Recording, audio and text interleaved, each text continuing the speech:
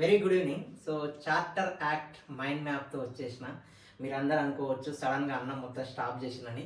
క్లినిక్లో చాలా బిజీ ఉన్నా. సో ఇప్పుడు కూడా దీనికోసం మళ్ళీ ఒక అర్ధగంట టైం కేటాయించి మళ్ళీ మైండ్ మ్యాప్స్ అన్ని సపరేట్ చేస్తున్నా.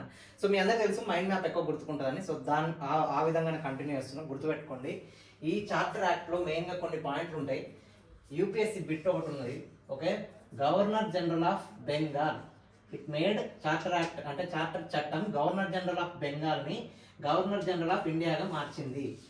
ఓకే, ఇది యూపీఎస్సీలో పడ్డది 2021 22. మీరు చూసుకోండి.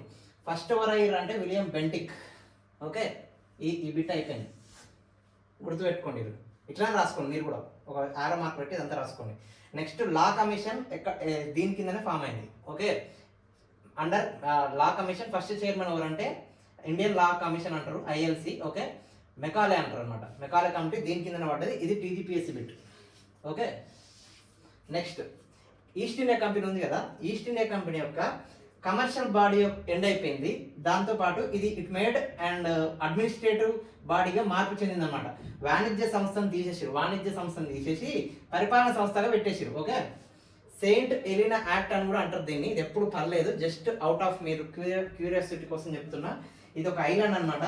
ఈస్ట్ ఇండియా కంపెనీ నుంచి బ్రిటిష్ క్రౌన్కి ఇచ్చినప్పుడు ఈ ఐలాండ్ యొక్క పేరు దీనికి ఇంకో పేరుగా కూడా అంటారు, చట్టం అనమాట. Next last step of centralization, కేంద్రీకరణలో లాస్ట్ స్టెప్ ఈ చార్టర్ యాక్ట్ అనమాట, 1833.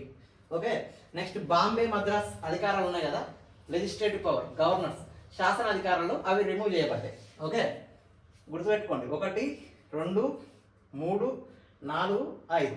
నెక్స్ట్ ట్రేడ్ మోనోపాల్ ఉంది కదా, ఇదొకటి ట్రేడ్ మోనోపాల్ చైనా. నెక్స్ట్ టీ ఉంది కదా, ఆ రెండు రిమూవ్ చేయబడ్డాయి ఈ యాక్ట్ కిందనే. ఇంతే చార్టర్ యాక్ట్. ఇది ఒక పేజీలో రాసుకోండి. రఫ్గా ఇట్లా ఒక పేజ్ తీసేస్తే మొత్తం అర్థమైపోతుంది. అట్లా ఉండాలన్నమాట. ఓకే, 1 2 3 4 5 6 పాయింట్లు మెయిన్. ఓకే, ఈ ఫోకస్ ఉండాలి. పీవైకి బిట్లు కూడా.